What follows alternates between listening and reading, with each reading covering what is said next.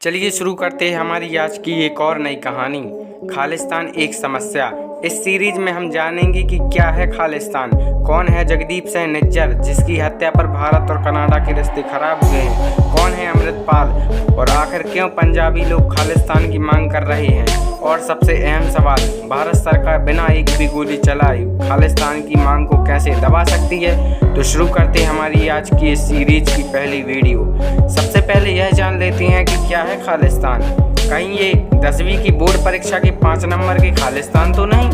तो ऐसा नहीं है। खालिस्तान का मतलब खालसा की सरजमी से है, यानी ऐसी जगह जहां सब सिख रहते हों। बताया जाता है कि ये शब्द पहली बार उस वक्त सामने आया जब 1940 में मुस्लिम लीग के लाहौर घोषणा पत्र के जवाब में डॉक्टर वीर सिंह भट्टी ने एक पैम्पलेट में इसका इस्तेमाल किया था। ये तो आपको पता चल गया। कनाडा के पीएम जस्टिन ट्रूडो ने भारत पर खालिस्तानी हरदीप सिंह निज्जर की हत्या में भारतीय एजेंसियों का हाथ होने के आरोप लगाया है। भारत ने भले ही इस आरोप को सिरे से खारिज कर दिया, लेकिन पूरी दुनिया में इस मामले को लेकर हलचल मच गई है। इस सब के बीच एक अहम सवाल उठता है कि खालिस्तान पर इतना बवाल क्यों। खालिस्तान आंदोलन भारत से एक अलग देश बनाने की मांग है।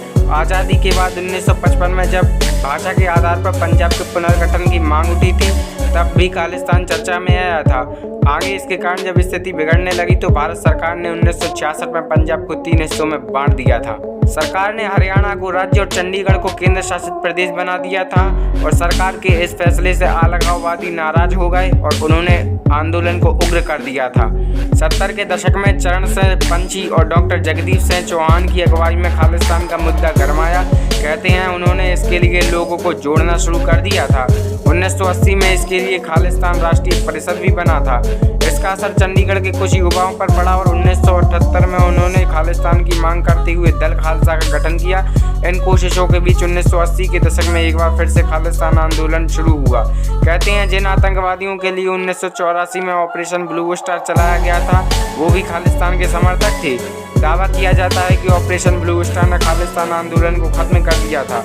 आप लोग सोच रहे होंगे कि ये ऑपरेशन ब्लू स्टार किस नीले रंग की जड़ है, तो मैं आपको बताना चाहूँगा कि 1978 में जब खालिस्तान आंदोलन अपने चरम पर था, तब इंदिरा गांधी ने इस आंदोलन को खत्म करने के लिए एक सैन्य कार्रवाई की थी, जिसे ऑपरेशन ब्लू स्टार का नाम दिया गया है। अगर आप इसके बारे में एक डिटेल वीडियो चाहेंगे तो मैं वो भी बना दूंगा।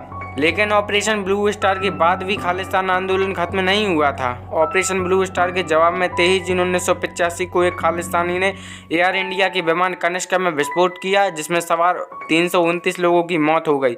इसके अलावा ब्लू स्टार को लीड करने वाले पूर्व सेना प्रमुख जनरल AS वैद्य की पुणे में खालिस्तान कमांडो फोर्स ने हत्या कर दी थी।